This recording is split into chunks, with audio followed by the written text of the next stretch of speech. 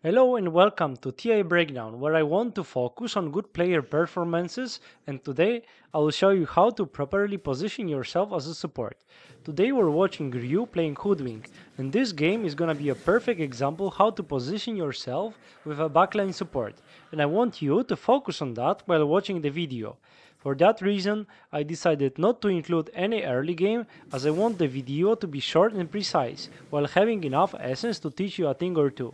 What you're seeing right now is his only death in this game. He managed to die only one time in a game versus heroes that can kill him easily, especially the Sand King. Hoodwink, since Gleipnir was changed to not include Maelstrom, was in an awkward place. She struggled just because the Q ends up being underwhelming in terms of damage, and pros have discovered a new way to play that hero. Right now, most of them put just one point in Q to create a tree and get the range creep, but they max W and E for the stun with amazing cast range. However, they realized how broken the shard on Hoodwink is. It amps the spell damage by 25% while applying slow, and it has a great cast range.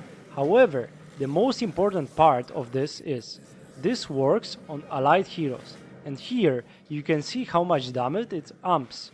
One of the combos that Falcons are playing is Hoodwink with Sand King. In fact, Team Spirit pick was here to deny it, as wildcard first picked the Sand King. Here, as you can see, Team Spirit controls top side of the map, but the problem is Roche is going to spawn bottom.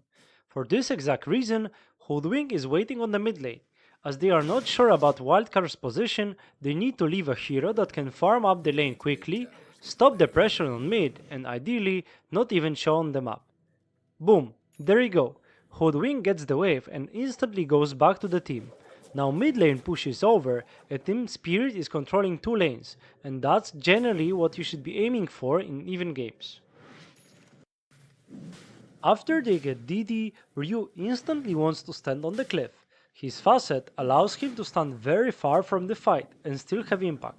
He even has the Ether Lens, so even more cast range. That means he doesn't need to go low ground to have big impact in the fight. Just watch, as he's standing very far and still casting. That ensures he doesn't tank AoE spells like Epicenter. Remember, you don't need to commit your hero into fights if you can impact them while being far away. Eventually, they lose the Roche fight and then they have to give up their jungle. Now, the move is to go for the top cliff ward. Why? Well, you lost the area and it's very likely that there are wards. In fact, there are. You could be spending your time and resources trying to deward, but it's way more likely for you to have better area control if you just go for the top lane. It's less likely that enemies have wards there, as there was no reason to play in that area for past 3-4 minutes, as the rush fight was on the bot. Having this under control lets you fight for the top and mid tier 2s, and if you lose the fight, you lose it far away from the high ground. That's why it makes sense to control this area. Keep that in your mind. If you know enemies were playing in a certain place, just play on the opposite side, and if you pressure to lanes, they will have to address that. There's nothing amazing about this play, but I want you to see it. Every time there's a fight, or it's likely it will happen, notice Hoodwink's position. He's playing far back as he's supposed to. Not showing is one of the best late game plays while supporting. This is the fight where Collapse gets ultra kill. However, some people could miss that.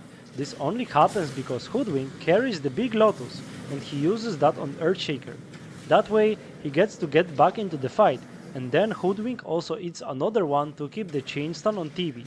Keep in mind that after 35 minutes, Lotuses are spawning as the Great Lotus, so the mid tier, and it's way easier to get more healing out of it. This is the only reason they win the fight, just because he has two Lotuses and then he uses them to help the Earthshaker them himself. Interesting fact for me that they don't value block of cheese. They have cheese and Lotuses to get it. Yet again, I get proven wrong.